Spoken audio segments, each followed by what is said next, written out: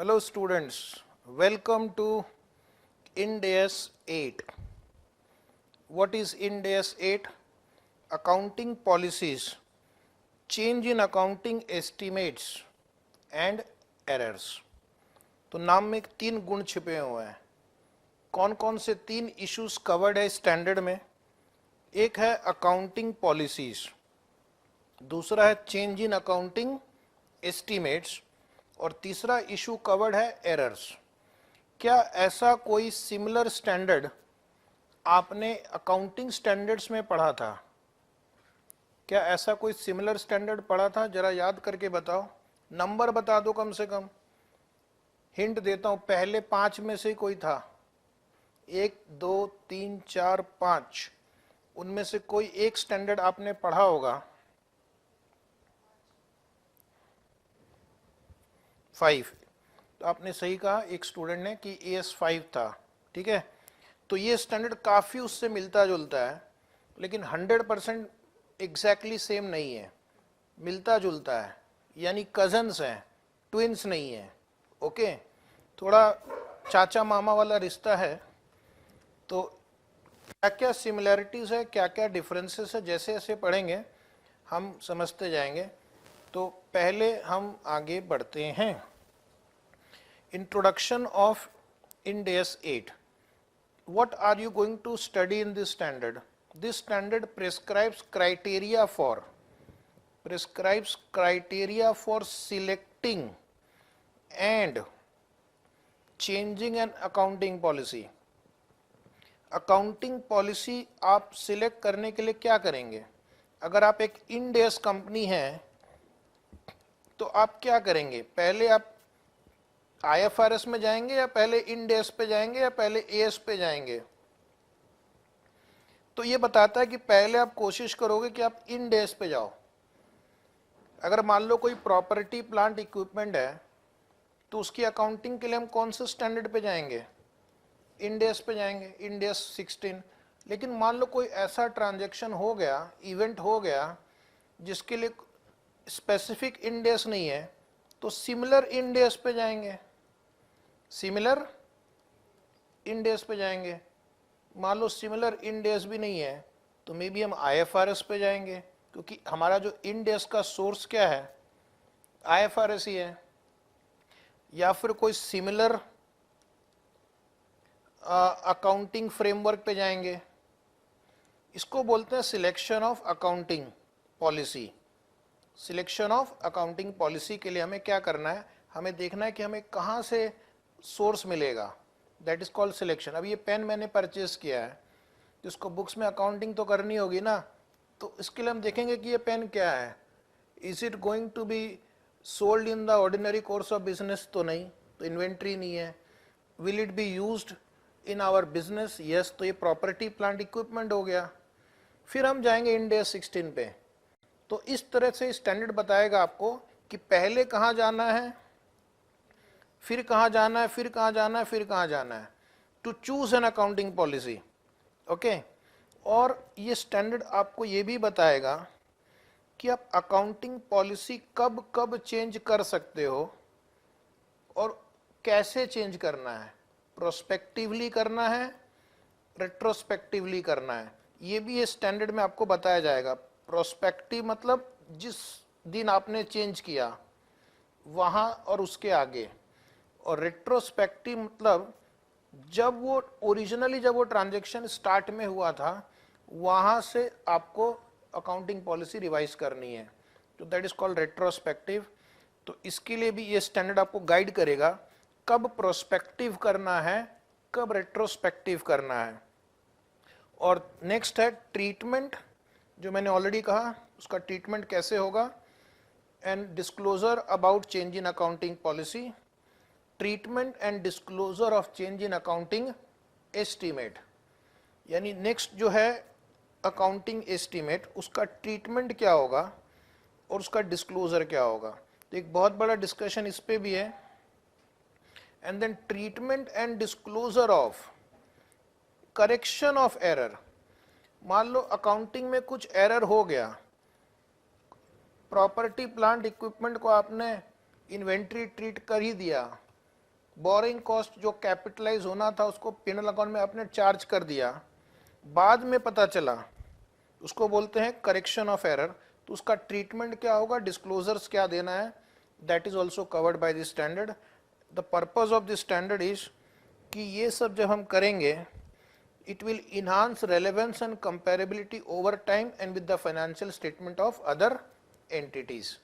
So इससे हमारा financial statement और यूजर्स के लिए इम्प्रूव हो जाएगा, उसको डिसीजन मेकिंग में इजी हो जाएगा और वो दूसरी एंटिटीज के साथ भी कंपेयर कर सकता है।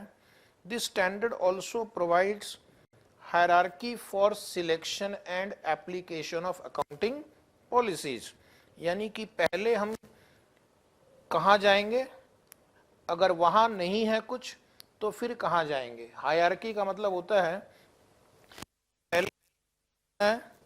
पहले आपको जाना है इंडेक्स पे, वहाँ पर अगर कुछ नहीं मिला तो सिमिलर इंडेक्स पे, वहाँ नहीं मिला फिर कहाँ जाएंगे, यहाँ नहीं मिला फिर कहाँ जाएंगे।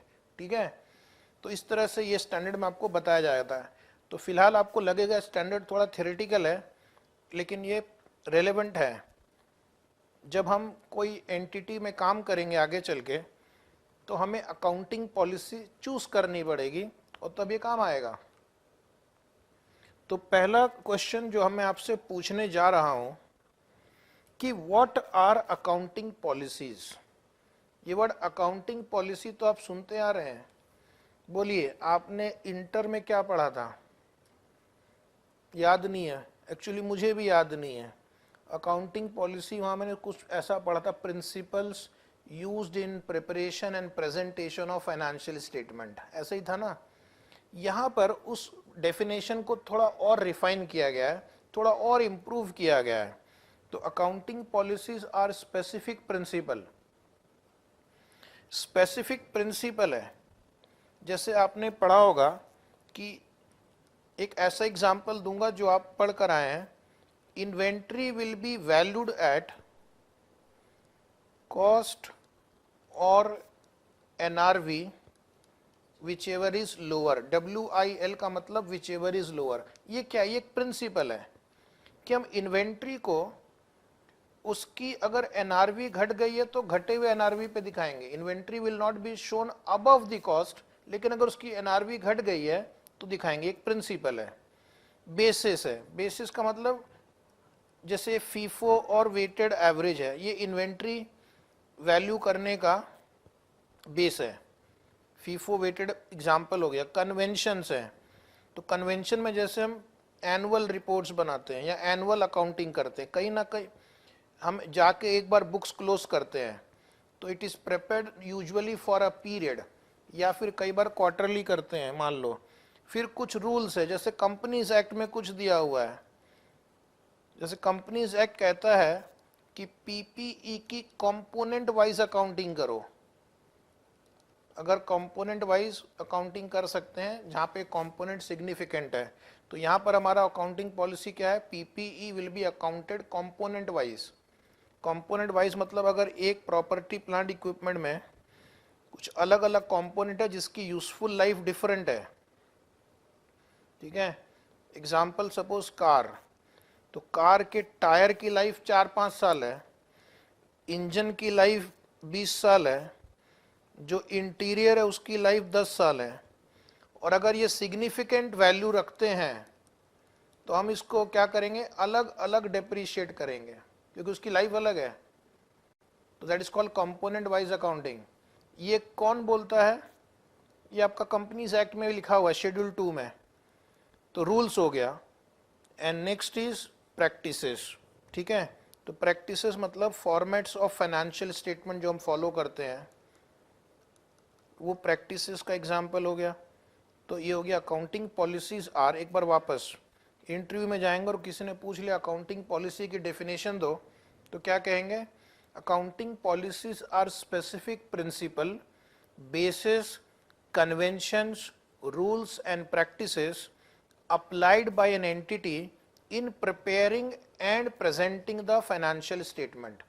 इंटर में सिर्फ ये प्रिंसिपल वर्ड पे जोर दिया गया था। इंटर में लिखा था AS1 में accounting policies are principle used in preparation and presentation of financial statement. यहाँ पर उन्होंने principle, basis, convention, rule, practice ऐसे उन्होंने आइटम्स ऐड कर दिए हैं। तो ये डेफिनेशन आपको याद ही रखना पड़ेगा, एटलीस्ट ये 5 जो पॉइंट्स हैं वो आपको आपके डेफिनेशन में आना चाहिए। अब एग्जाम्पल देखते हैं। अच्छी बात है कि एग्जाम्पल भी लिखा हुआ है, जैसे प्रिंसिपल का एग्जाम्पल क्या है, कॉस्ट और NRV whichever is lower. Basis का एग्जाम्पल क्या है, स्टॉक एट फीफो और वेटेड एवरेज। कन्वेंशन का एग्जाम्पल क्या हो सकता है, accounting period convention, that means we will close the books in 1 year, will prepare profit and loss statement for a year, will prepare cash flow statement for a year. Then rules will be component based accounting of asset under Companies Act. Practices will be we follow specified format as per Schedule 3. It becomes easy for us to prepare, compare. Okay. Now next is what are various accounting policy related issues. तो accounting policy related issues क्या क्या हैं जो हम अगले 10-15 minute में पढ़ने वाले हैं। मेरे साथ बने रहिए, बहुत इंपॉर्टेंट चैप्टर और मैं आपको पूरा डिटेल में करवाऊंगा। आपको और कुछ पढ़ने की जरूरत नहीं है, सिर्फ इतना नोट्स काफ़ी है। How to select accounting policy, यानी पहला जो मुद्दा है, the first issue is how to select accounting policy. तो that is covered by Ind AS 1। Then consistency principle, accounting policy should be followed consistently year after year. That is also covered by Ind AS. Next is, can we change the accounting policy? You will say yes, we can change the accounting policy. That is also covered by this standard. And disclosure requirement, so that is already covered by Ind AS 1. If you remember Ind AS 1, there we have covered what are the disclosures to be given when an entity changes an accounting policies, but हम इसको यहाँ पे repeat करेंगे आपके लिए वापस, ठीक है, कि अकाउंटिंग पॉलिसी अगर चेंज होती है, what are the disclosure requirement. For exam purpose they will ask you कि what are the disclosure requirement, या फिर इसका इफेक्ट कैसे देना है चेंज इन अकाउंटिंग पॉलिसी का। तो we are going to solve few questions where the company is going to change the accounting policy. Numerical question करेंगे तो आपको एक अच्छा एग्जाम्पल समझ में आ जाएगा। तो पहला मुद्दा मेरा क्या था, selection and application of accounting policy. Selection and application of accounting policy, तो कोई ट्रांजैक्शन हो गया, कोई इवेंट हो गया जिसको आपको अकाउंट फॉर करना है बुक्स ऑफ अकाउंट में, तो उसके लिए हम कहाँ जाएंगे, तो ये स्टैंडर्ड बताता है कि आपका जो सिलेक्शन का जो स्टेप्स होगा वो क्या होगा। The hierarchy for selecting and applying accounting policy for transaction and other event is prescribed by this standard. तो मैंने क्या किया, उसको 2 कॉलम में डिवाइड किया आपकी बुक में, लेकिन अभी हम डिस्कशन करते समय पहले फर्स्ट लेफ्ट वाला कॉलम डिस्कस करेंगे और फिर राइट वाला कॉलम डिस्कस करेंगे। तो सबसे पहले तो हमें ये देखना है कि अगर कोई ट्रांजैक्शन या इवेंट होता है, if there is any Ind AS specifically applied to that transaction, क्या कोई इंड AS है, ऐसे देखो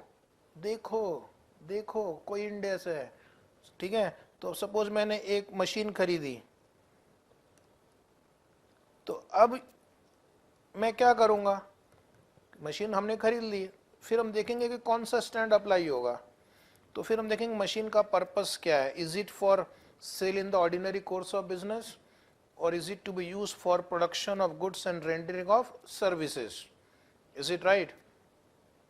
मशीन तो हम बोलेंगे हमने इसको बिजनेस पर्पस के लिए यूज किया है, तो आपको एक इंड AS 16 मिल जाएगा रास्ते में, वो बोलेगा आओ मेरी शरण में आओ। सपोज हमने एक बिल्डिंग परचेज कर ली है, कौन सा स्टैंडर्ड एप्लीकेबल होगा, इनका कहना है इंड AS 16, लेकिन अगर सपोज मैंने बिल्डिंग को रीसेल के लिए खरीदा है in ordinary course of business, मेरा काम ही यही है फ्लैट्स खरीदो, फ्लैट्स बेचो। अब बोलो, it is held for sale in the normal course of business.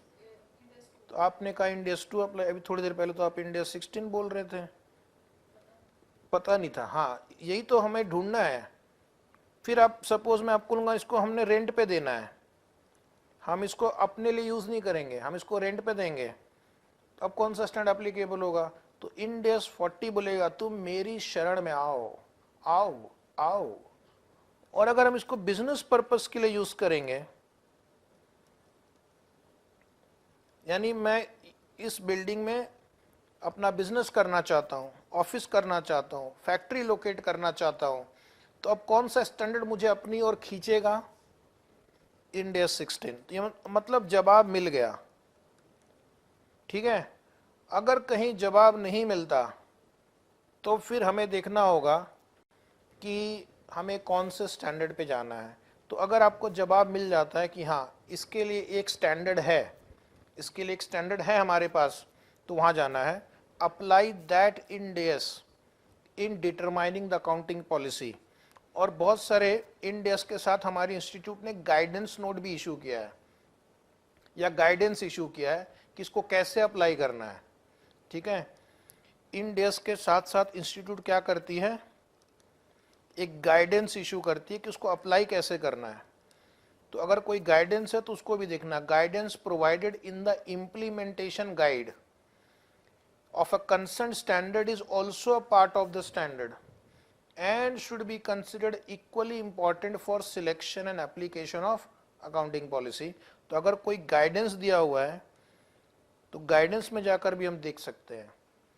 तो जहां जहां पर कोई इंड एस हो, उससे रिलेटेड गाइडेंस हो, तो वैसे इवेंट और ट्रांजैक्शन को as per that end S ही हम डील करेंगे अब, ठीक है। लेकिन ऐसा अगर हुआ कि ट्रांजैक्शन इवेंट्स और conditions are not dealt by any Ind AS, are not dealt by any, कोई इंड एस नहीं है। सपोज एक कॉन्सेप्ट होता है कार्बन क्रेडिट का, कार्बन क्रेडिट, हो सकता है आपने सुना हो या हो सकता है नहीं सुना हो। तो जो बड़ी अमीर कंट्रीज हैं, यूरोप, अमेरिका, उन्होंने क्योटो प्रोटोकॉल साइन किया था, Kyoto protocol on climate change. तो उन्होंने प्रॉमिस किया था कि हम कार्बन डाइऑक्साइड एमिशन कम करेंगे। अगर हम नहीं कर पाए, लेकिन अगर मेरे बिहाफ में कोई दूसरा कर पाता है, तो भी उसको हम अपने बुक्स में, या हम ऐसा बताएंगे कि हमने किया है, मुझे कम करना है, मैं नहीं कम कर पाऊंगा तो मैं आपको बोलूंगा आप कम कर लो, उसका क्रेडिट मैं लूंगा। आप बोलेंगे क्या मैं बेवकूफ हूं, तो मैं बोलूंगा ये लो 30 रुपए, ये लो 5 लाख रुपए, ठीक है। तो उसको बोलते हैं कार्बन क्रेडिट। मतलब अमीर आदमी इंजॉय करेगा, गरीब आदमी कार्बन डाइऑक्साइड कम करेगा, तो तुमको बदले में पैसे देते हैं, उसको बोलते हैं कार्बन क्रेडिट, ठीक है। उसके प्रोसेस होते हैं, गवर्नमेंट से सर्टिफिकेट वगैरह लेना पड़ता है। अब मुझे बताओ कि कौन सा इंड एस कार्बन क्रेडिट की अकाउंटिंग करता है, क्योंकि पैसा इन्वॉल्व हो गया है, यहाँ पे पैसा मिलेगा आपको, ठीक है। अगर आप इन्वायरमेंटल पोल्यूशन कम करेंगे तो बदले में आपको पैसे मिलते हैं, जिसको बोलते हैं कार्बन क्रेडिट। लेकिन इसके ऊपर कोई स्टैंडर्ड नहीं है। तो आपको फिर क्या करना है, फिर इस पैराग्राफ पे आना है, मैनेजमेंट को देखना है कि यहाँ पर क्या हम कर सकते हैं। तो उस केस में management will use its judgement in developing and applying accounting policy.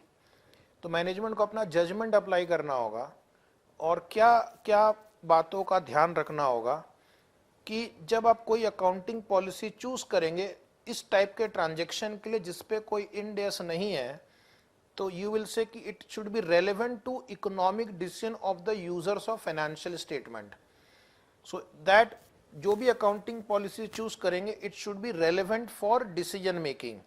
दूसरा, accounting policy should be reliable, accounting policy should be reliable, ठीक है। तो while assessing relevance and reliability the following factor will be considered।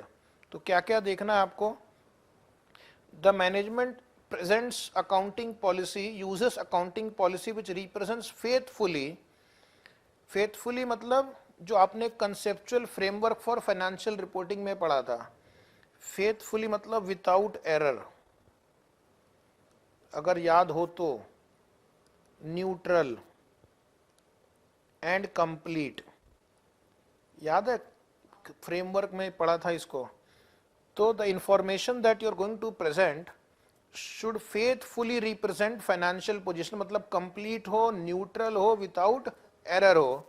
Financial position का मतलब हो गया आपका balance sheet यानी एसेट्स और लायबिलिटी, एंड फाइनेंशियल परफॉर्मेंस मतलब your P&L account and cash flow of the entity. Next is it should reflect the substance of the transaction rather than legal form, substance over form. तो आपको accounting करते समय देखना है it is reflecting economic substance over form. Next is it should be neutral, which is free from bias, prudent, anticipated losses may be recognized but anticipated not be recognized. Yes sound ठीक, sound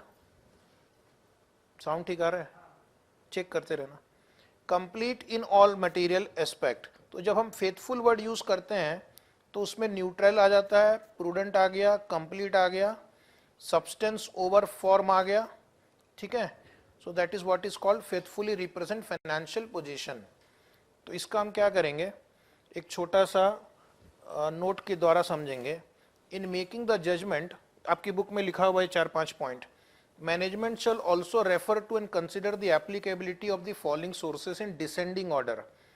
अब ये चीज आपको exam point of view से ध्यान में रखना है कि अगर मान लो इंड एस नहीं है, अगर किसी ट्रांजेक्शन के लिए इंड एस नहीं है, तो हम क्या करेंगे, पहले किसके द्वार ठकठकाएंगे, पहले किसके द्वार ठकठकाएंगे। सपोज मुझे पेप्सी पीने की बड़ी इच्छा हो रही है, तो पहले कहाँ जाएंगे, पहले पेप्सी की दुकान जाएंगे, जहाँ पे पेप्सी मिलता है। वहाँ नहीं मिला तो कहाँ जाएंगे, कोका कोला के पास जाएंगे, ठीक है। वहाँ भी नहीं मिला तो फ्रेंड के यहाँ जाएंगे। तो उसी तरह से यहाँ पर भी इन्होंने क्या किया, एक सीक्वेंस दिया है। जैसे हम सोचते हैं ना, कई बार रात को 12 बजे इच्छा होती है कि आज भूख लग रही, कुछ खाना चाहिए, तो पहले तो क्या देखते हैं, घर में कुछ है या नहीं, आसपास के होटल में है कि नहीं, या फिर रेलवे स्टेशन में खुला होगा कि नहीं, उनका जो 24 घंटे का उनका चलता है ना काउंटर खाने का, वहाँ चले जाते हैं कई बार। तो वैसे ही है। तो पहले हमने अदर इंडेस में ढूंढना चालू किया, अदर इंडेस में भी नहीं मिला। उसके बाद हम क्या करेंगे, कॉन्सेप्चुअल फ्रेमवर्क में जाएंगे।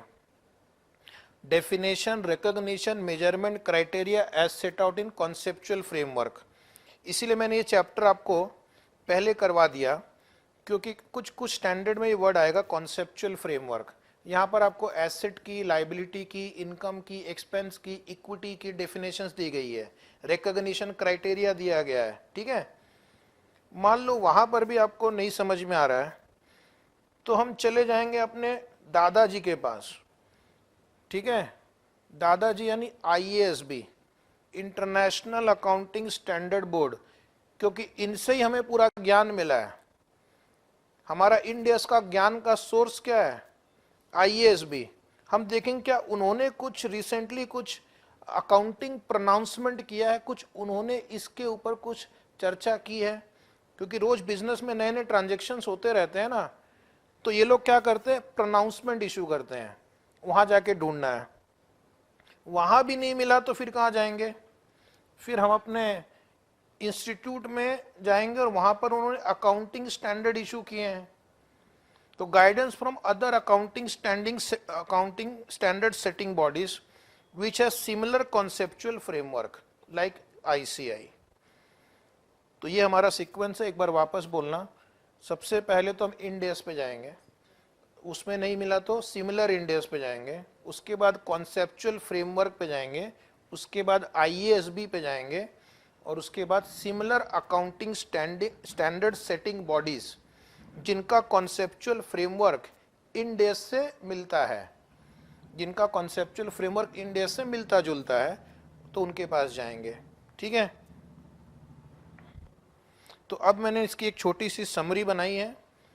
तो एक कहता है कि जब आप मैनेजमेंट को खुद से अकाउंटिंग पॉलिसी चूज करनी हो, तो दे शुड इंश्योर दैट कि इंफॉर्मेशन जो प्रेजेंट करेंगे it should be relevant, reliable. ठीक है, reliable means it should be faithful, substance over from, neutral, prudent and complete. Such accounting policy selected by an entity, एक बार आपने accounting policy choose कर ली तो क्या हम उसको बार बार बदल सकते हैं? अगले साल सोचेंगे चलो आज कुछ नया ट्राई करते हैं? नहीं, ये कोई पिज्जा थोड़ी है कि हर बार नया नया टेस्ट ट्राई करना है। Such accounting policies required to be applied consistently for all similar transaction, क्योंकि बार बार आप चेंज नहीं कर सकते हैं। And other events required by Ind AS to do so.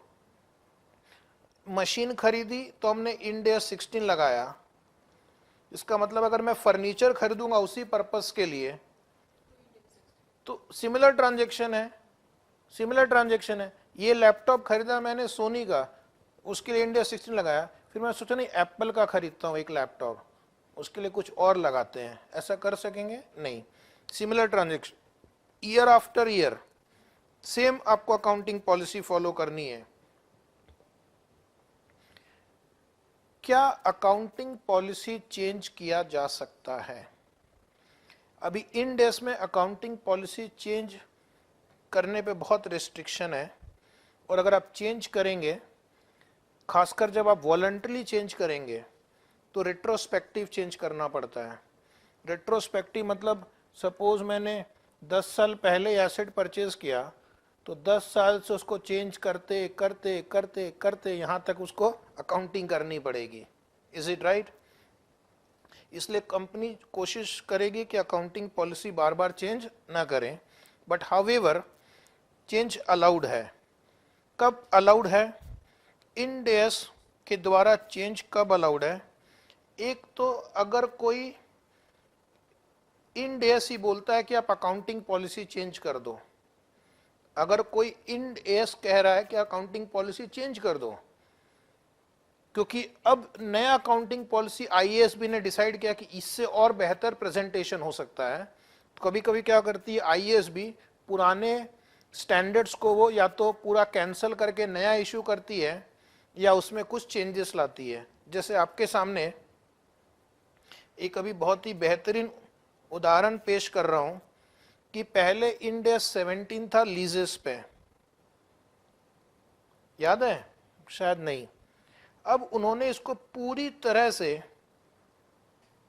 Delete कर दिया और बदले में एकदम फ्रेश नया ब्रांड चमचमाता ताजा इंड एस 116 इशू किया है। यहां पर क्या होता था, जो लेसी होते थे, अगर उन्होंने एसेट फाइनेंस लीज पे लिया तो उसको दो क्लासिफिकेशन करते थे, operating lease and finance lease, depending upon कि कितने साल उसकी इकोनॉमिक लाइफ है और लीज का पीरियड कितना है, या एसेट की फेयर वैल्यू कितनी है और जो आप लीज रेंटल दे रहे हो उसकी प्रेजेंट वैल्यू कितनी है, तो ऐसे करते थे। अब इसमें क्या होता है, सेम एसेट दो लोग यूज कर रहे हैं, एंटिटी ए और एंटिटी बी दोनों एसेट यूज कर रही है, एक उसको ऑपरेटिंग लीज दिखा रही है, एक उसको फाइनेंस लीज दिखा रही है। तो दिक्कत क्या होती थी कि इनके फाइनेंशियल्स को हम कंपेयर नहीं कर सकते थे। यानी कि ये कंपनी मान लो इंडिगो है, इंडिगो ने लीज पे लिया, ऑपरेटिंग लीज दिखा रही है।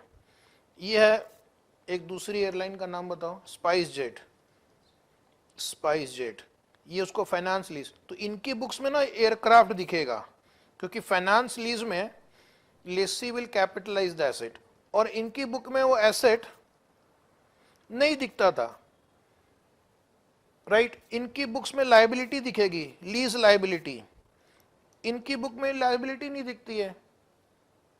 इनकी बुक में एयरक्राफ्ट का डिप्रिसिएशन चार्ज हो रहा है, इनकी बुक में नहीं होता है, जस्ट बिकॉज थोड़ा सा डिफरेंस है कि एक ऑपरेटिंग लीज एक फाइनेंस लीज है। मान लो इसने 5 साल के लिए लिया, इसने 2.5 साल के लिया, लेकिन वो क्या करेगी 2.5 साल के बाद उसको फिर से रिन्यू करवा लेगी, वो बात तो बराबर ही हो गई ना। लेकिन इनका बैलेंस शीट P&L अकाउंट काफी डिफरेंट हो जाता था, कंपैरिजन बहुत मुश्किल हो रही थी। तो अब उन्होंने कहा ये बंद करो ये तमाशा, अब जो लेसी होंगे उनको सिर्फ एसेट लीज पे लिखा लिया ये दिखाना है, इसको बोलेंगे राइट ऑफ यूज एसेट।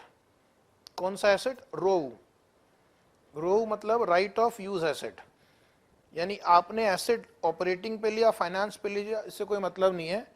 आपने एक एसेट लिया है जिस पे आपका राइट टू यूज है, आप उसके ओनर नहीं है, राइट टू यूज है, चाहे वो 3 साल का हो या 5 साल का हो। तो अब क्या होगा, ये इंडिगो एयरलाइन भी और दूसरा क्या बोला मैंने, स्पाइस जेट एयरलाइन, ये दोनों ही अब एयरक्राफ्ट का जो राइट ऑफ यूज है वो उनके बैलेंस शीट में आएगा, उस पर डेप्रीशिएशन चार्ज करेंगे, तो अब ये कंपेरेबल हो जाएगा। तो ये इन देश ने चेंज किया। उन्होंने रेवेन्यू स्टैंडर्ड में भी चेंज किया है, लिख लीजिए रेवेन्यू स्टैंडर्ड। पहले एक इंड एस क्या था 18, उसको भी इंड एस 115 कर दिया। तो इसमें भी काफी सारे चेंजेस हुए हैं, जिसकी वजह से वो रेट्रोस्पेक्टिव करने के लिए भी कहते हैं कई बार। तो अभी हम इसके डिटेल में नहीं जाते हैं, कुछ दिनों के बाद हम 115 116 पढ़ेंगे तो आपको और समझ में आ जाएगा। तो यहाँ पर स्टैंडर्ड बोल रहा है कि अकाउंटिंग पॉलिसी चेंज करो, तो हमें करना होगा, राइट। फिर उसके बाद है, कई बार मैनेजमेंट को भी थोड़ा सा राइट्स दिया जाता है। मैनेजमेंट कब चेंज कर सकती है? मैनेजमेंट कब चेंज कर सकती है? आपके AS1 में भी था, याद करो। अगर उनको लगता है by changing the accounting policy it will present more reliable and relevant information to the user. By changing the accounting policy, it will provide more relevant and reliable information to the user. जैसे पहले वो FIFO follow करते थे, उनको लगता है कि weighted average ज़्यादा अच्छा रहेगा, it will give better information. तो उस केस में हम क्या करेंगे, चेंज करेंगे। लेकिन फिर इसको हम बोलते हैं वॉलंटरी चेंज, यानी ये किसने चेंज किया? अपने आप, खुद होकर। यानी आपको अगर हम कुछ पावर दे रहे हैं तो उसके साथ साथ आपको कुछ ऑब्लिगेशन भी देंगे। तो यूजुअली यहाँ पे जब वॉलंटरी चेंज होगा तो यूजुअली इसका ट्रीटमेंट ऑलवेज क्या होता है, या यूजुअली इसका ट्रीटमेंट रेट्रोस्पेक्टिव होगा। फिर आप पूछो अगर इन डेज में चेंज हुआ तो क्या करेंगे, तो फिर वो इन डेज जो बोलता है वो करेंगे। अगर इन डेज बोलता है रेट्रोस्पेक्टिव करो तो रेट्रोस्पेक्टिव करेंगे, और इन डेज बोलता है प्रोस्पेक्टिव करो तो प्रोस्पेक्टिव करेंगे। तो अगर इन डेज के द्वारा हम अकाउंटिंग पॉलिसी चेंज कर रहे हैं तो इन डेज आपको बताएगा कि क्या करना है, ठीक है।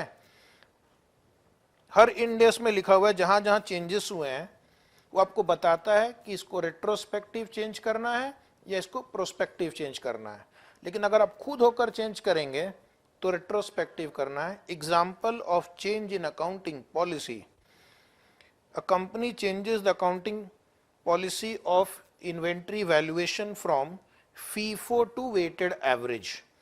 फीफो टू वेटेड एवरेज, ये वाला एग्जाम्पल मत लिखना। क्या नहीं लिखना है? SLM to WDV, because depreciation method is treated as accounting estimate, it is not accounting policy. बहुत साल पहले जब हम 11-12 में थे तो उसको अकाउंटिंग पॉलिसी बोलते थे, लेकिन अब उनका इरादा है कि नहीं, डेप्रीशिएशन एक एस्टिमेशन है।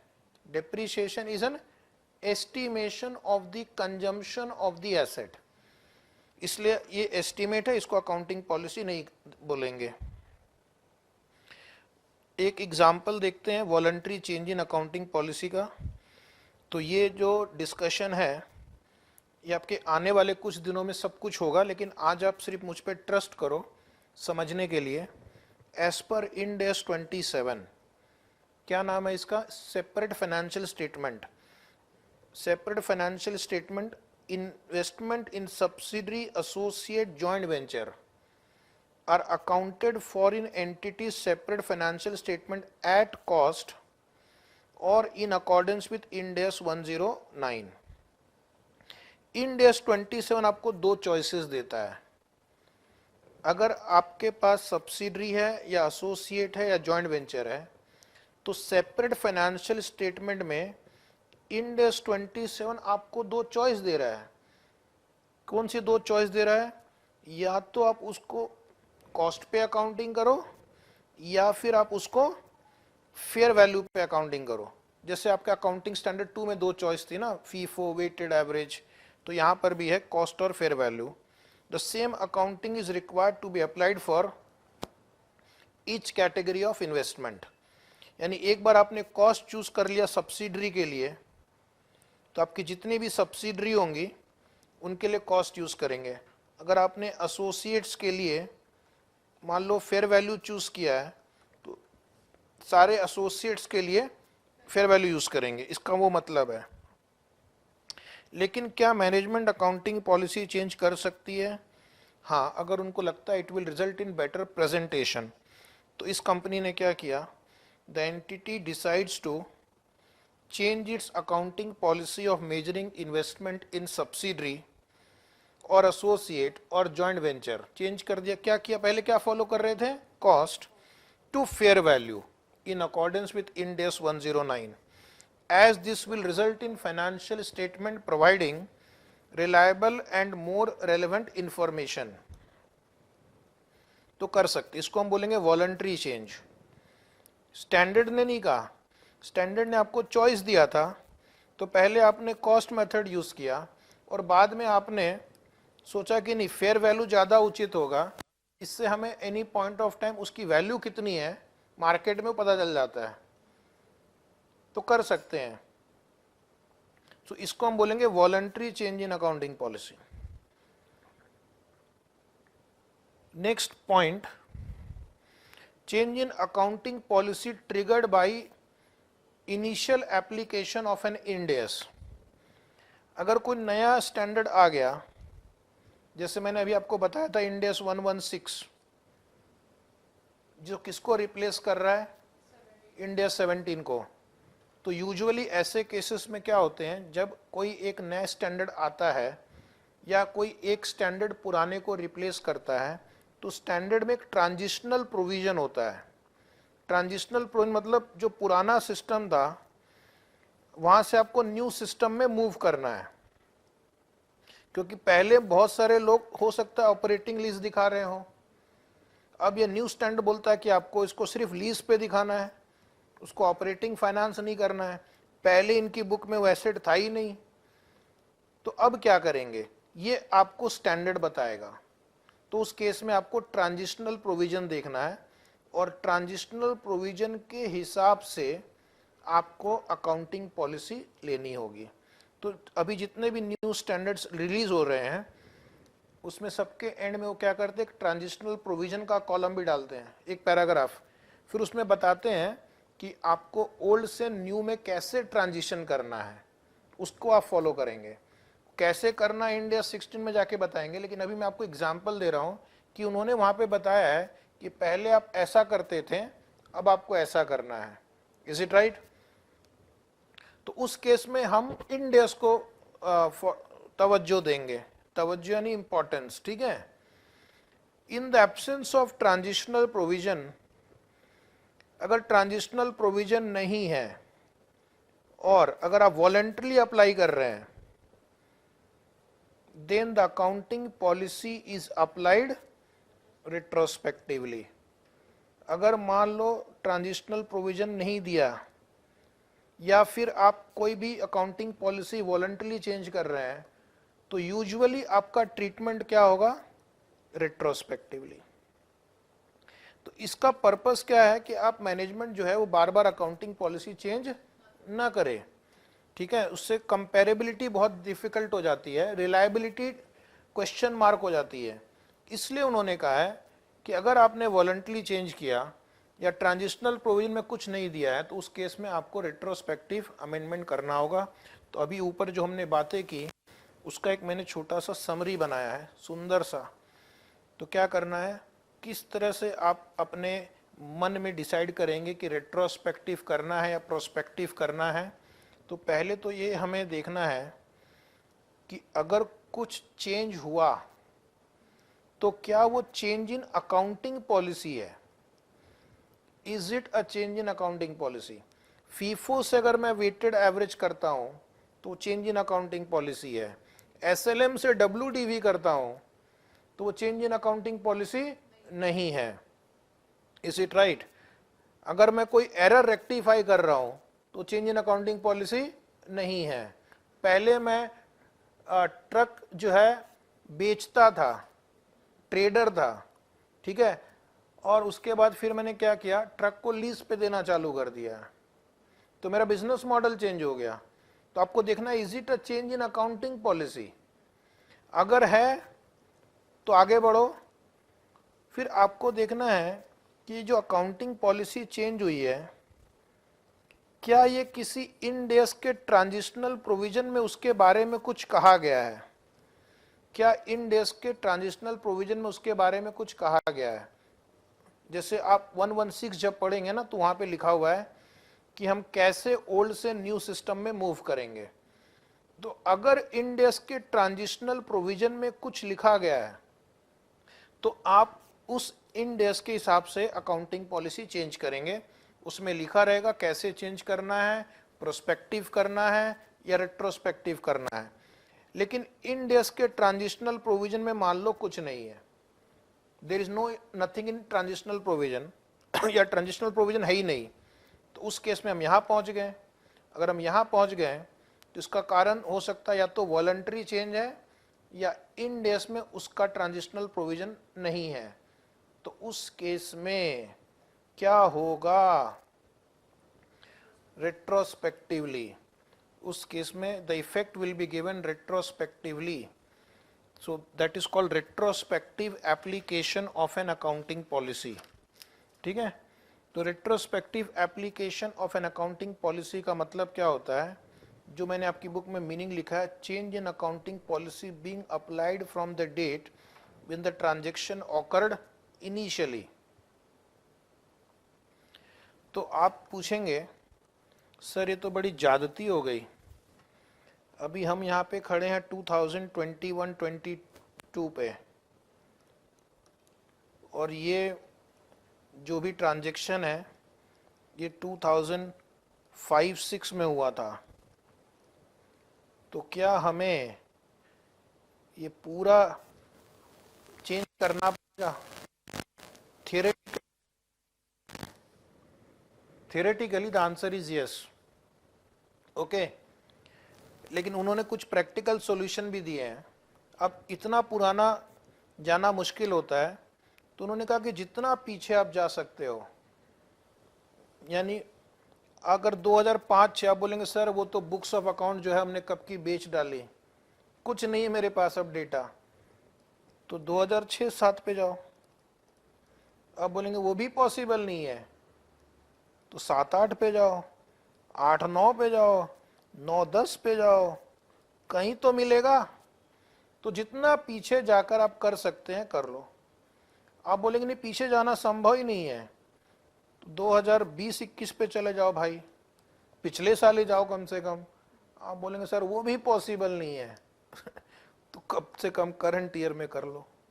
करंट ईयर में तो कर ही सकते हैं ना, तो भी तो करंट ईयर में बैठे हैं, तो करंट ईयर का तो करेंगे ही, लेकिन ये सबसे लास्ट वाले में आपको ये सोचना है, जितना पीछे जा सकते हैं हम जाएंगे। अगर नहीं हुआ तो करंट ईयर में फाइनली चेंज करना ही पड़ेगा आपको, लेकिन फिर आपको बहुत सारे डिस्क्लोजर लगते हैं, ऑडिटर को कन्विंस करना पड़ेगा। That is as if the policy was applied from the inception of the transaction. फिर आगे बढ़ते हैं।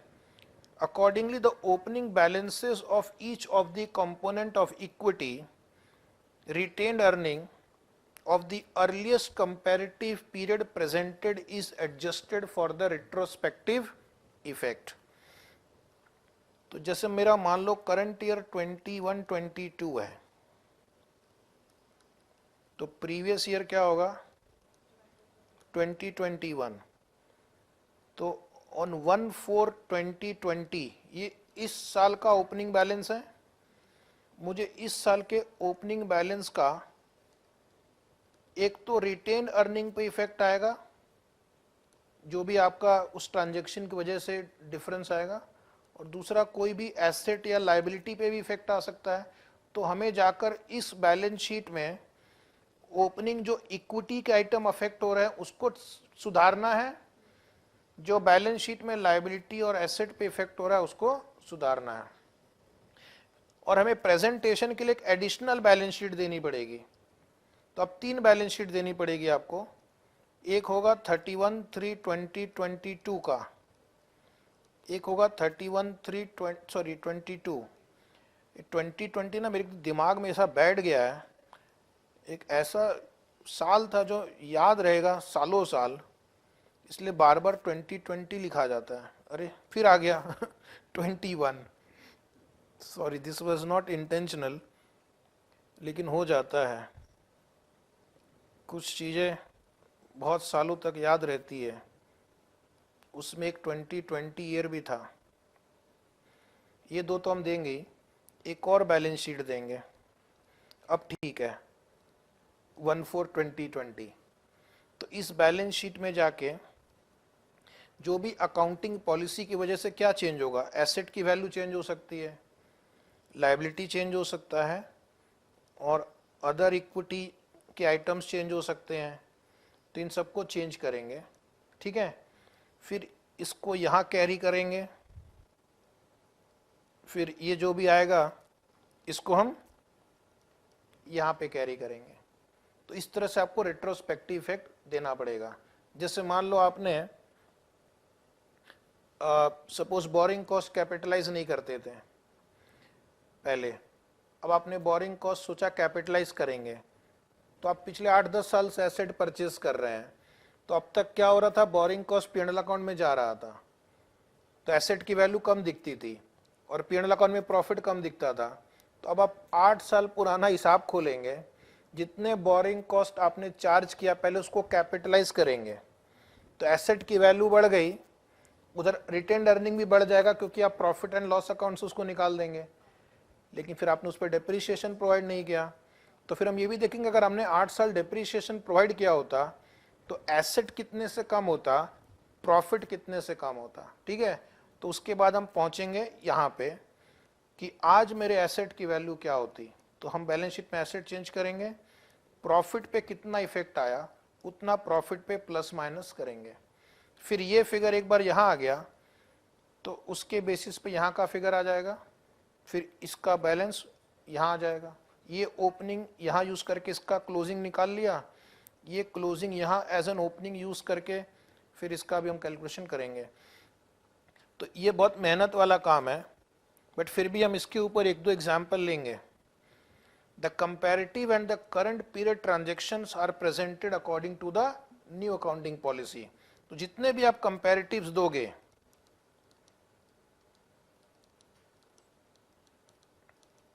इन सब में न्यू अकाउंटिंग पॉलिसी का इफेक्ट दिखना चाहिए, ठीक है। Relaxation in case of practical difficulty that could arise on retrospective application. अब ये थोड़ा आपके काम का चीज है, आलसियों के लिए वरदान, नालायकों के लिए वरदान। अभी आपका ईयर है 2021-22, स्टैंडर्ड बोल रहा है 2005-6 में आपने ट्रांजैक्शन किया था, वहाँ से रेट्रोस्पेक्टिव इफेक्ट दो, तो आप रोना, गाना, चिल्लाना, मचाना, धोना, जितना पीछे जा सकते हो जाओ। आपको लगता है कि नहीं ये इतना पॉसिबल नहीं है, 2015-16 से मेरे पास डेटा है, उसके पीछे का अब डेटा नहीं है, तो यहाँ से स्टार्ट कर सकते हैं रेट्रोस्पेक्टिव। ये भी पॉसिबल नहीं है तो और एक साल अल्टीमेटली कहाँ पहुँचेंगे, करंट ईयर में। तो उन्होंने आपकी प्रैक्टिकल डिफिकल्टी को समझा है और उन्होंने कहा है कि हम आपको थोड़ा रिलैक्सेशन देंगे। The standard envisages the practical difficulty that could arise on such retrospective application and provide certain relaxation in case of such impracticability। तो एक नया वर्ड आपके जीवन में आया, impracticability। impracticability मतलब पूरी पहले आप कोशिश करेंगे, पूरा जान लगा देंगे, जी जान लगाने के बाद भी, पूरी कोशिश के बाद भी, पूरी मेहनत के बाद भी अगर रेट्रोस्पेक्टिव प्रैक्टिकल नहीं है जहां से आप चाहते हैं, तो फिर जितना पॉसिबल हो पीछे जाना वहां से करेंगे, ठीक है। लेकिन फिर ऑफ कोर्स आपको ऑडिटर्स वगैरह को कन्विंस करना पड़ेगा। The ground for impracticability of retrospective restatement and the concern treatment are as follows. तो आपको क्या क्या बहाने देने हैं, ये है बहाने। यानी आप बोलेंगे sir impracticability in determination of amount, अब अमाउंट डिटरमाइन नहीं हो सकता सर, प्लीज माफ करो, ठीक है। तो ये सब बहानेबाजी करके आप रिट्रोस्पेक्टिव से बच सकते हैं। तो अगर आप मैनेजमेंट की साइड में होंगे फ्यूचर में, 2-3 साल बाद सीए बन जाएंगे या साल भर बाद ही? अच्छा, आप तो साल भर बाद ही हो जाएंगे, कुछ लोग जो देख रहे हो 2 साल बाद बनेंगे। तो ये बहानेबाजी याद रखना, रिट्रोस्पेक्टिव से बचना हो तो बोलना कि it is difficult to determine the amount affecting the prior periods comparative information that is presented.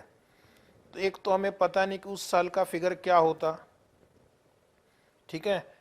तो अगर हम पर्टिकुलर ईयर का फिगर डिटरमाइन नहीं कर सकते हैं जहां से हमें रिट्रोस्पेक्टिव देना है, तो ये स्टैंडर्ड बोलता है ठीक है, new accounting policy is to be applied to the carrying amount of asset and liability at the beginning of the earliest period presented for which retrospective application is possible. इतना बड़ा स्टेटमेंट याद रखने की जरूरत नहीं है, सिर्फ हमें याद रखना है जितना पीछे आप जाकर रेट्रोस्पेक्टिव अप्लाई कर सकते हैं प्लीज करो, नहीं कर सकते तो करंट ईयर में कर लेना। और क्या करेंगे फिर एक और बहाना, impracticability at the beginning of the current period in determination of cumulative adjustment of applying new accounting policy. Standard बोलता है कि आपका ओपनिंग रिटेन्ड अर्निंग भी तो चेंज करना है, क्यूमुलेटिव इफेक्ट देना है। पिछले 10 साल से मैंने बोरिंग कॉस्ट को चार्ज किया जो कैपिटलाइज होना चाहिए, तो उसका क्यूमुलेटिव इफेक्ट भी तो आता है। आप बोलेंगे सर क्यूमुलेटिव निकालना भी बड़ा मुश्किल है, तो क्या करेंगे, अर्लीस्ट डेट प्रैक्टिकेबल, जितना पीछे जा सकते हैं। तो मेरे ख्याल से इसके बदले आपको एग्जाम में कितना ध्यान रखना है, जितना पीछे जा सकते हैं उतना पीछे जाएंगे, ठीक है। मेरी हिंदी की हैंडराइटिंग उतनी अच्छी नहीं है, बट फिर भी ठीक है, जाएंगे ठीक लिखा गया मैंने।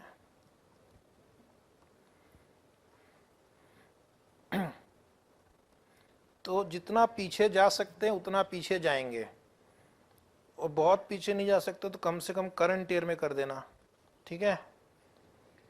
तो ये आपके लिए मैंने इसलिए बोला कि आप लोग बहुत आलसी हैं, तो फ्यूचर में कभी किसी कंपनी में आपने मैनेजमेंट वाली टीम ज्वाइन कर लिया, कॉर्पोरेट फाइनेंस अकाउंटिंग डिपार्टमेंट में बैठ गए और कुछ रिट्रोस्पेक्टिव करना, तो बस एकदम बोलना सर नहीं हो सकता, नहीं हो सकता, लौट जाना, ठीक है, ऑडिटर के चरणों में। अभी हम आते हैं डिस्क्लोजर अबाउट अकाउंटिंग पॉलिसी। तो हमने देख लिया अकाउंटिंग पॉलिसी क्या होती है, सिलेक्शन ऑफ अकाउंटिंग पॉलिसी कैसे करना है, चेंज इन अकाउंटिंग पॉलिसी कब कर सकते हैं, रिट्रोस्पेक्टिव कब करना है, रिट्रोस्पेक्टिव पॉसिबल नहीं हो तो क्या करना है, और अब हम देखेंगे कि डिस्क्लोजर्स क्या देने हैं। तो डिस्क्लोजर देना है तो पहले आपको देखना है कि अकाउंटिंग पॉलिसी चेंज क्यों हुई। एक अकाउंटिंग पॉलिसी चेंज होता है इन डेज की वजह से, और एक अकाउंटिंग पॉलिसी चेंज होता है वॉलंटरी चेंज की वजह से। तो अगर किसी इन डेज की वजह से चेंज हुआ है, अगर कोई इन डेज नया आया या पुराना मॉडिफाई हुआ, अमेंड हुआ, तो आपको बताना है कि कौन सा स्टैंडर्ड है, इट्स टाइटल। तो अभी आप लिखेंगे इंडियस 116 लीजेस। फिर आपको डिस्क्लोज करना है nature of change in accounting policy, पहले क्या था अभी क्या है। तो आप बोलेंगे पहले हम लीजेस को ऑपरेटिंग लीज दिखाते थे, अभी राइट ऑफ यूज एसेट दिखाते हैं। उसके बाद इफ ट्रांजिशनल प्रोविजन अप्लाइज, तो जो भी ट्रांजिशनल प्रोविजन उसका description and extent of effect on future period, यानी जो भी प्रोविजन एप्लीकेबल हुआ उसका ब्रीफ डिस्क्रिप्शन देना है और फ्यूचर में उसका क्या इफेक्ट होगा वो भी देना है। फ्यूचर में आपके प्रॉफिट एंड लॉस अकाउंट पे, बैलेंस शीट पे क्या इफेक्ट हो सकता है वो भी देना है। The effect of change for each line item affected, change की वजह से आपका पीएनएल अकाउंट का कौन सा आइटम अफेक्ट हुआ है, बैलेंस शीट का कौन सा आइटम अफेक्ट हुआ है, कैश फ्लो स्टेटमेंट का कौन सा आइटम अफेक्ट हुआ है, वो आपको डिस्क्लोज करना है। और चेंज की वजह से आपका बेसिक और डाइल्यूटेड ईपीएस पे क्या फर्क पड़ा है वो आपको डिस्क्लोज करना है। और अगर मान लो मैंने आपको कहा था कि रेट्रोस्पेक्टिव एप्लीकेशन इज इम्प्रैक्टिकेबल, आपने कहा कि मैं नहीं कर सकता जैसे चाहिए, तो उसके बाद आपको उसका एक एक्सप्लेनेटरी स्टेटमेंट देना पड़ेगा। आपको अपने इन्वेस्टर्स को बताना पड़ेगा कि क्यों आपने रेट्रोस्पेक्टिव एप्लीकेशन नहीं किया जैसा स्टैंडर्ड चाहता था। तो ये डिस्क्लोजर कब देना है, जब कोई इन डेज की वजह से अकाउंटिंग पॉलिसी चेंज करनी पड़े। कोई अगर वॉलंटरी चेंज करना चाहता है तो entities required to disclose additionally, ये तो डिस्क्लोजर लगेगा ही, प्लस अब आपने वॉलंटरी किया है तो आपको बताना पड़ेगा the reason why application will result in more reliable and relevant financial information. तो दिस ऑल प्लस एक्सप्लेनेशन देना पड़ेगा आपको कि क्यों आपको लगता है कि जो आपने नई अकाउंटिंग पॉलिसी सिलेक्ट की है इससे फाइनेंशियल स्टेटमेंट और reliable and relevant information present करेंगे। ठीक है, राइट। सबको सुनाई दे रहा है? ठीक है। और एक और चीज है जो आपको जानकर बहुत ही ऐसे हैरत होगा, आश्चर्य होगा, तो कान खोल लीजिए। अभी कोई मान लो न्यू इंडियस इंस्टीट्यूट ने इशू कर दिया है, लेकिन एंटिटी को इफेक्टिव नहीं हुआ है, एंटिटी पे भी वो लागू नहीं हुआ है। किसने इशू कर दिया है? इंस्टीट्यूट ने, लेकिन एंटिटी के ऊपर अभी वो इफेक्टिव नहीं है। कई बार ऐसा होता है ना, लिखा रहता है this standard is applicable with effect from 1/4/2022, लेकिन अभी आपका फाइनेंशियल ईयर चल रहा है 31 मार्च 22 को, तो वो एंड होगा वो 22 को, फिर से 20 लिखा गया, क्या हो गया है हमें? तो ये तो अगले साल एप्लीकेबल होगा। ठीक है, तो आपको क्या करना है, उससे भी रिलेटेड कुछ डिस्क्लोजर देने हैं। यानी जो स्टैंडर्ड अभी आपके ऊपर लागू नहीं है लेकिन फ्यूचर में लागू होने वाला है, उससे रिलेटेड क्या क्या डिस्क्लोजर देना है। फैक्ट कि इंस्टीट्यूट हैज इशूड, नहीं इंस्टीट्यूट नहीं, the institute of chartered accountants of India new Delhi has issued N end S, फिर उसका नाम, उसका टाइटल, तो इंड एस सपोज 117 आ गया, टाइटल इंश्योरेंस कॉन्ट्रैक्ट। फिर उसकी वजह से आपको क्या पॉलिसी में चेंज करना पड़ेगा, क्योंकि एक बार इंड एस 117 आ गया तो हमारी जितनी भी इंश्योरेंस कंपनीज हैं उनको उनके अकाउंटिंग पॉलिसी में चेंज लाना पड़ेगा, या जो इंश्योरेंस बिजनेस में है उनको उनके अकाउंटिंग पॉलिसी में चेंज लाना पड़ेगा। और आपको ये भी बताना होगा कि उसका इम्पैक्ट क्या होगा। यानी पहले से आप अपने इन्वेस्टर को एडवांस में बता रहे हैं कि भैया अगले साल या इतने साल के बाद हमारा अकाउंटिंग पॉलिसी इस ट्रांजैक्शन को रिलेटेड चेंज होगा, उसकी वजह से पीएनएल अकाउंट पे ये इफेक्ट आएगा, बैलेंस शीट पे इफेक्ट आएगा, कैश फ्लो स्टेटमेंट पे इफेक्ट आएगा। ये आप जान लो, बिकॉज बहुत लोग क्या करते हैं, जब कंपनी में हम इन्वेस्ट करते हैं ना, तो फ्यूचर के प्रॉफिट को, फ्यूचर के कैश फ्लो को ध्यान में रखते हुए हम इन्वेस्ट करते हैं। तो अगर अकाउंटिंग पॉलिसी से आपका फ्यूचर का प्रॉफिटेबिलिटी इफेक्ट होगा तो कंपनी की वैल्यूएशन चेंज हो जाएगी, इसलिए उसको पहले से हम बता रहे हैं। ये आपको नोट्स में सब डिस्क्लोज करना है। ये जितने भी डिस्क्लोजर इसको कहाँ देना है, नोट्स में। अब एग्जाम में आपको क्या करना है, अकाउंटिंग पॉलिसी का क्वेश्चन आया तो क्या करना है जरा देखना। 5 स्टेप फॉलो करेंगे। Steps involve when question about change in accounting policy is asked. Step 1, देखिए मैंने कितना सुंदर बनाया है, कभी कभी साल में एक बार अप्रिशिएट भी कर दिया करो, ठीक है। पहले हम चेक करेंगे कि क्या ये अकाउंटिंग पॉलिसी चेंज है, क्या ये अकाउंटिंग पॉलिसी चेंज है, पहले चेक करना आपको। अब उन्होंने दिया है कि इन्वेंट्री का कैलकुलेशन एरर हो गया पिछले साल। जिस बंदे को आपने स्टॉक टेक करने के लिए भेजा था, स्टॉक काउंटिंग, उसने गलती से 10 की जगह 100 लिख दिया, तो ये अकाउंटिंग पॉलिसी चेंज नहीं है, ये एरर है। तो हम एरर वाले सेक्शन में जाएंगे, वो बाद में डिस्कस करेंगे, ठीक है। या इंस्टीट्यूट ने कहा कि डेप्रिसिएशन का मेथड एसएलएम से डब्ल्यूडीवी कर दिया, तो अकाउंटिंग पॉलिसी चेंज नहीं है, तो हम इधर नहीं आएंगे, ठीक है।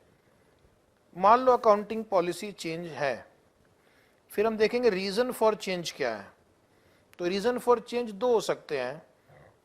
एक तो हो सकता है कि इंड एस की वजह से हुआ हो, और दूसरा वॉलंटरी। अगर वॉलंटरी चेंज है तो फिर हमें देखना है check whether these are valid reason within Ind S.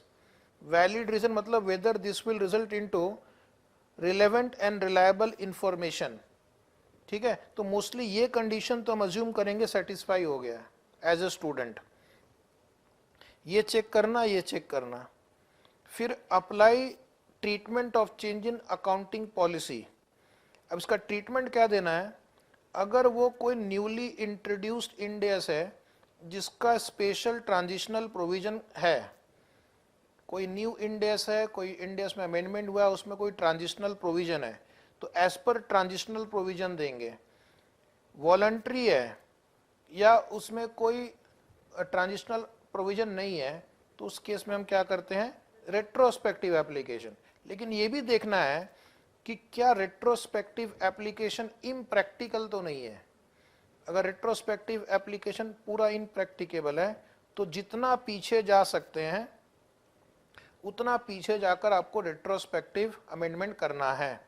और उसके बाद कंपनी स्कोर क्या करना है, disclosure for change in accounting policy. तो ये 5 सिंपल स्टेप में करिए अकाउंटिंग पॉलिसी चेंज, ठीक है। बहुत देर हो गई बातें करते करते, अब एक क्वेश्चन सॉल्व किया जाए, ठीक है। तो लिखना, ये क्वेश्चन आपके आई थिंक स्टडी मटेरियल में था, या इसका सोर्स मैंने लिखा है नीचे, देखना यहाँ पे। एक तो ये MTP है, और उसके बाद ये अगली बार इमीडिएटली RTP में आ गया। पहले उन्होंने MTP में पूछा होगा, फिर उस क्वेश्चन को RTP में भेज दिया अगले बार 4 मार्क के लिए। तो अब इसके बाद अब क्या होगा, एग्जाम। ये सीक्वेंस है, MTP से RTP, RTP से एग्जाम। तो इसको हम वेरी इंपॉर्टेंट की कैटेगरी में डालेंगे।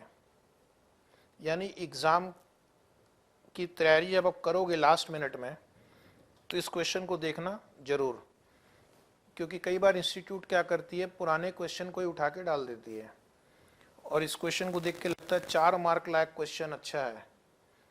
So can we read the question? Yes, ABC Limited changed its method adopted for inventory valuation in the year 2018-19। तो इन्होंने क्या किया, इन्वेंट्री वैल्यूएशन चेंज किया है।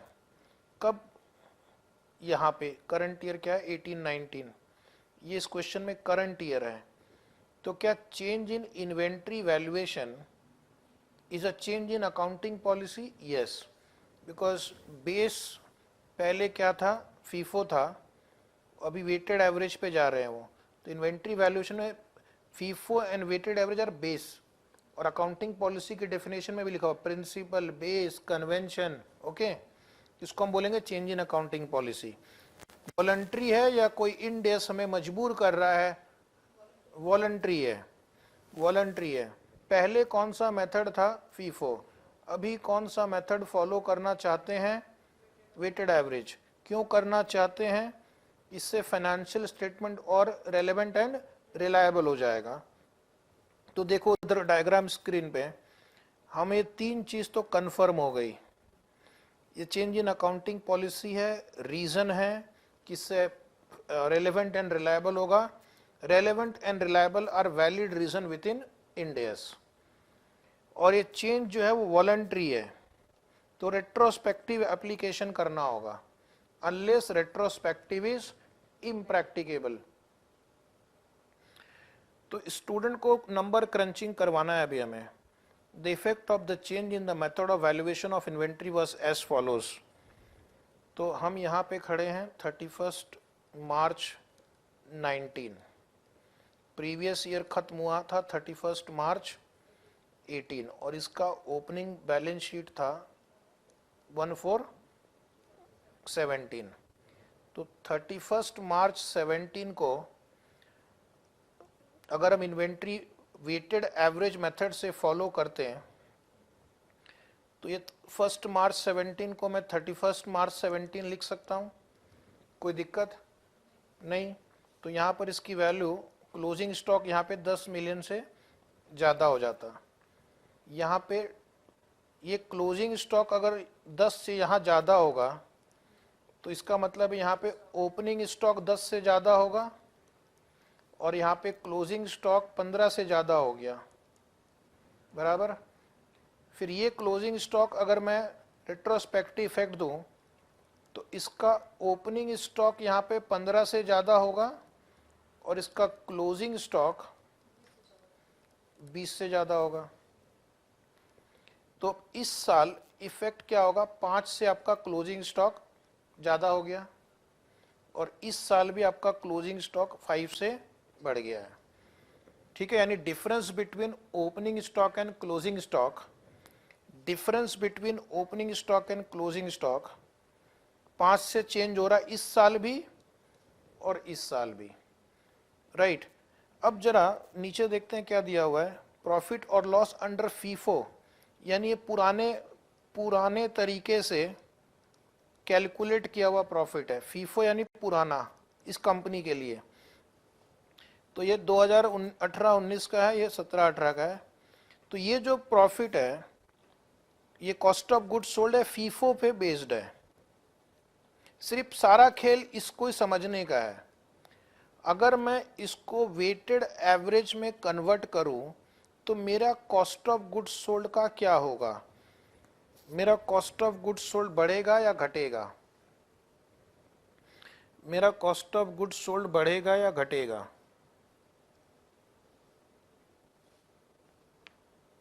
मैं एक बार इरेज कर देता हूं।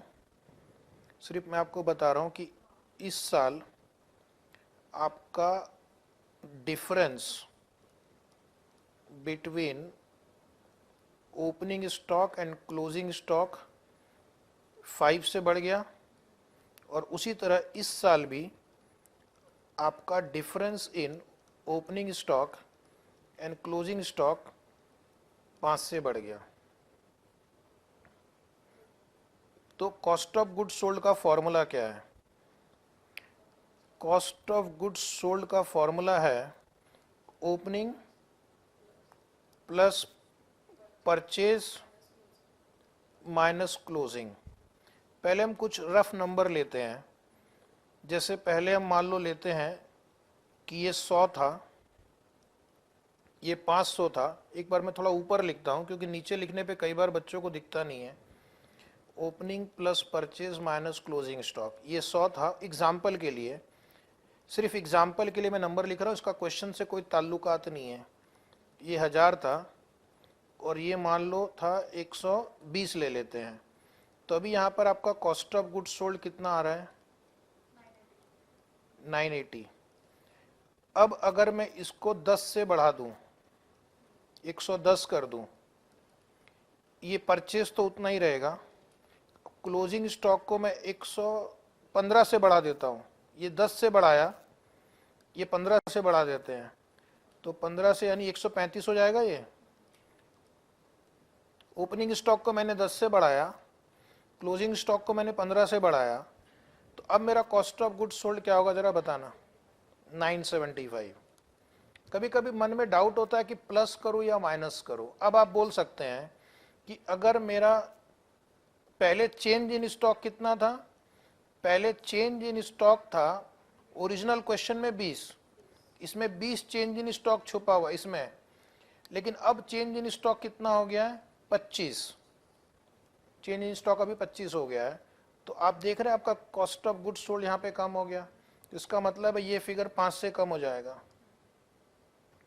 उसी रीजन की वजह से ये भी 5 से कम होगा, दोनों साल में 5-5 का फर्क आया है। इधर ये 15 और 20 का इफेक्ट आएगा, ठीक है, यहाँ पर 15 और 20 का इफेक्ट आएगा, तो यहाँ पर भी 5 घटेगा। ये 5 को इंसिडेंट है। अगर मान लो आपके क्वेश्चन में 20 की जगह इसको 22 दिया होता तो यहाँ पे मैं 7 लिखता, फिर रट्टा मार के नहीं जाना, दोनों 5 सेम नहीं है। पहला जो 5 है, यहाँ वाला जो 5 है वो 10 और 15 का डिफरेंस है, और यहाँ वाला 5 15 और 20 का डिफरेंस है, ठीक है। उसको चेंज करेंगे तो बाकी फिगर मेरा अपने आप चेंज हो जाएगा। तो एक बार ये फिगर हमने चेंज कर दिया तो P&L अकाउंट रिवाइज्ड आप बना सकते हो, क्योंकि बाकी आपका ये तीनों फिगर अपने आप जो जितना चेंज होना हो जाएगा वो। अभी क्वेश्चन खत्म नहीं हुआ है, कहानी में ट्विस्ट है। हमें ओपनिंग बैलेंस शीट भी चेंज करना पड़ेगा क्योंकि वॉलंटरी चेंज हुआ है। तो हमें देखना है कि retained earning on 31 March 2017 were 423 million, यानी जो हम ओपनिंग बैलेंस शीट देते हैं, ओपनिंग बैलेंस शीट जो हम देंगे उसमें retained earning brought forward will be 423, brought forward 423, लेकिन उसमें हमें चेंज करना होगा एक, क्योंकि आपका पिछले साल का क्लोजिंग स्टॉक की वैल्यू ये 10 से बढ़ाएंगे, तो अब सोचो अगर हम क्लोजिंग स्टॉक 10 से बढ़ाते हैं तो उसका हमारे प्रॉफिट पे क्या प्रभाव पड़ेगा, हमारा प्रॉफिट बढ़ जाएगा। क्लोजिंग स्टॉक बढ़ता है तो प्रॉफिट बढ़ता है, इसका मतलब उतना से हमारा कॉस्ट ऑफ गुड्स सोल्ड घट जाता है। क्लोजिंग स्टॉक का बढ़ना मतलब कॉस्ट ऑफ गुड्स सोल्ड का घटना, तो कॉस्ट ऑफ गुड्स सोल्ड घटने से आपका ओपनिंग रिटेन्ड अर्निंग आपको पहले चेंज करना होगा। फिर इसमें 2017-2018 का जो नया प्रॉफिट आएगा, नया प्रॉफिट वो ऐड करेंगे, फिर उसमें 2018-19 का जो नया प्रॉफिट आएगा वो ऐड करेंगे। समझ में आया? तो पहले हम क्या करेंगे, इस सारा खेल जो है ना एक फिगर का है, जो आपको समझ में आ गया तो आपका काम हो गया। हमें ये कॉस्ट ऑफ गुड्स सोल्ड जो है इसको चेंज करना होगा, इसको चेंज करने के बाद ये प्रॉफिट चेंज करना होगा, ठीक है। तो पहले हम लिखेंगे आपकी बुक में ना एक थॉट प्रोसेस मैंने प्रिंट किया है, एग्जाम में नहीं लिखना है, नॉट फॉर एग्जाम। एग्जाम में उतना टाइम नहीं है ज्ञान का प्रचार करने का, लेकिन स्टूडेंट को क्या सोचना है, 5 स्टेप सोचने हैं। स्टूडेंट को पहले देखना है कि क्या ये जो क्वेश्चन दिया गया है ये चेंज इन अकाउंटिंग पॉलिसी का क्वेश्चन है या नहीं। तो उसके लिए पहला क्वेश्चन मन में पूछना है कि जो क्वेश्चन है वो चेंज इन अकाउंटिंग पॉलिसी का है। आप बोलेंगे हाँ, because FIFO is an accounting policy, it has changed. लिखने की जरूरत नहीं है, बुक में लिखा हुआ है, it is not a new policy. ये कोई नई पॉलिसी उन्होंने इंट्रोड्यूस नहीं की है, पुरानी पॉलिसी को ही चेंज किया है। अगर कंपनी ऑल टुगेदर एक न्यू पॉलिसी लाती है कोई ऐसे ट्रांजैक्शन के लिए जो पहले नहीं हुआ है, तो वो चेंज नहीं है। चेंज कब होगा, जब कुछ पहले था और कुछ अभी हुआ है, ठीक है, तो चेंज होता है। रीजन फॉर चेंज क्या है, relevant and reliable. Are this valid reason, yes. Applied treatment for change in policy, ये वॉलंटरी है तो रेट्रोस्पेक्टिव होगा अनलेस इम्प्रैक्टिकेबल, एंड डिस्क्लोजर देंगे। तो हम क्या करेंगे, आपकी बुक में एक वर्किंग नोट 1 लिखा हुआ है, आपको दिख रहा होगा वर्किंग नोट 1 लिखा हुआ है, cost of goods sold COGS, right. तो 2018-19, 2017-18 हमने क्या डिस्कशन किया है कि आपका चेंज इन स्टॉक जो है वो 5 से बढ़ रहा है, इससे आपका कॉस्ट ऑफ गुड्स सोल्ड कम होगा। तो पहले आप लिखो वहां पे cost of goods sold given 173 164 दिख रहा, less change in stock due to change in policy 5 की वर्किंग ब्रैकेट में लिखना 15 माइनस 20 और दूसरे वाले का 10 माइनस 15। रट के नहीं जाना, एग्जाम में फिगर चेंज कर देंगे तो उसके हिसाब से आपका आंसर चेंज होगा। दूसरी बात है, अगर आपका क्लोजिंग स्टॉक ओपनिंग से ज्यादा है तो माइनस करना, अगर क्लोजिंग स्टॉक कम है और ओपनिंग स्टॉक ज्यादा है तो प्लस हो जाएगा फिर वो।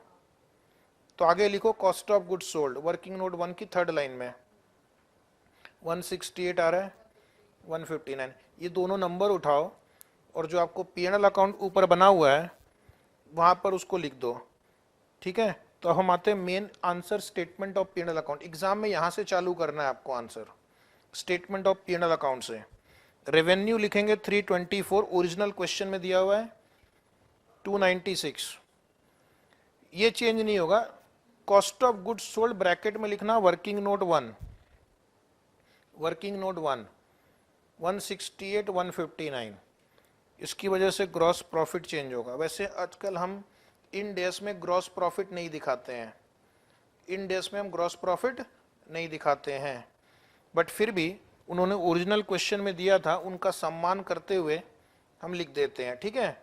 तो ये आ गया 156 137। एक्सपेंस को भी हम चेंज नहीं करेंगे, एक्सपेंस लिख देना 83 74, एक्सपेंस 83 74। तो देयरफॉर आपका रिवाइज प्रॉफिट जो आएगा C माइनस डी 63, हाँ 73 एंड 63। याद रखना ये दो फिगर हमें अगले वर्किंग में काम आएगा।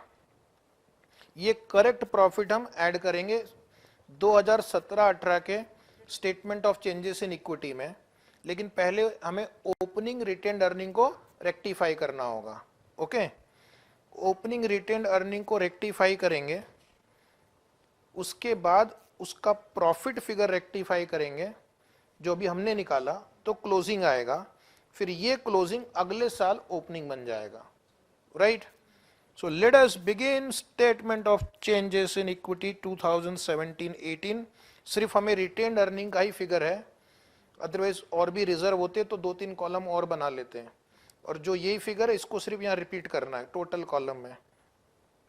एग्जाम में टाइम कम हो, इस क्वेश्चन में तो टोटल कॉलम नहीं भी बनाएंगे तो चलेगा, क्योंकि एक ही कॉलम है तो टोटल भी वही आने वाला है, बट फिर भी प्रेजेंटेशन के लिए फिलहाल लिखते जाएंगे। ओपनिंग बैलेंस लिखना 1417 423। आप यही फिगर को यहाँ सिर्फ रिपीट करना, हाँ दिमाग मत लगाना ज़्यादा। ये दिया उन्होंने, लेकिन हम रिट्रोस्पेक्टिव कैसे करेंगे।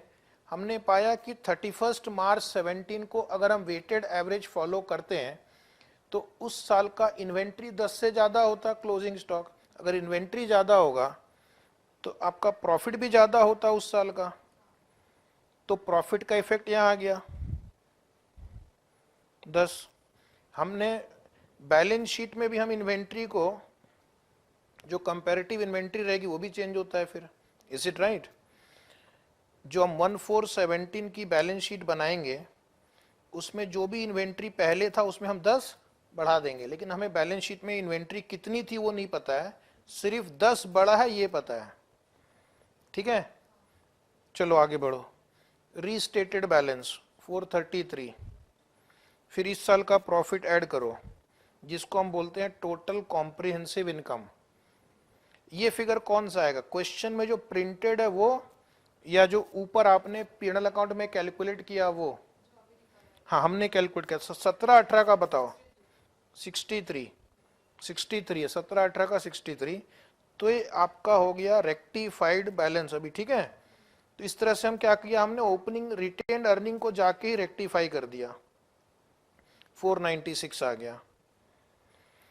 अगले साल कोई रेक्टिफिकेशन अब नहीं है, अभी कुछ करना नहीं है, अब यही आपका अगले साल के लिए ओपनिंग हो गया और उसमें सिर्फ अगले साल का प्रॉफिट ऐड कर देना है और कुछ छेड़छाड़ नहीं करना है, ठीक है, क्योंकि ये तो हमारा करंट ईयर अभी आ गया। जब हमारा करंट ईयर आ ही गया है तो करंट ईयर में पहले ओपनिंग बैलेंस लिख लेते हैं 496 और इस साल का प्रॉफिट में ऑलरेडी वो एडजस्ट हो गया है स्टॉक, प्रॉफिट में ऑलरेडी स्टॉक का एडजस्टमेंट हो गया है तो यहां पर 73 लिखना है। तो इस साल का क्लोजिंग बैलेंस 569 होगा। और उसके अलावा जो हम ओपनिंग बैलेंस शीट बनाएंगे एडिशनल बैलेंस शीट बोलते हैं। और एडिशनल बैलेंस शीट कब बनाते हैं? जब हम कोई अकाउंटिंग पॉलिसी रेट्रोस्पेक्टिव इफेक्ट से चेंज करते हैं तो उसका ओपनिंग बैलेंस शीट जो कंपैरिजन के लिए दिखाया जाएगा उसमें इन्वेंट्री के फिगर को हम 10 से बढ़ा देंगे। इन्वेंट्री के फिगर इस क्वेश्चन में दिया नहीं, मान लो आपकी क्वेश्चन में दिया रहता कि 31 मार्च 2017 को इन्वेंट्री 250 था तो अब उसको 260 दिखाएंगे अभी, ठीक है। और जो रिटेन्ड अर्निंग जो आपकी क्वेश्चन में 423 दिया हुआ था वो रिटेन्ड अर्निंग 433 दिखेगा, यानी इसको ब्रैकेट में लिखना है अदर इक्विटी, अदर इक्विटी। तो इस तरह से ये पूरा कैसे फ्लो होता है रिट्रोस्पेक्टिव आपने देखा, पूरा रिट्रोस्पेक्टिव इफेक्ट कैसे देना आपने देख लिया। तो now we will continue tomorrow. Please come tomorrow at time. Okay, this standard will continue, will take more numerical examples relevant for your exam. So good night, all the best.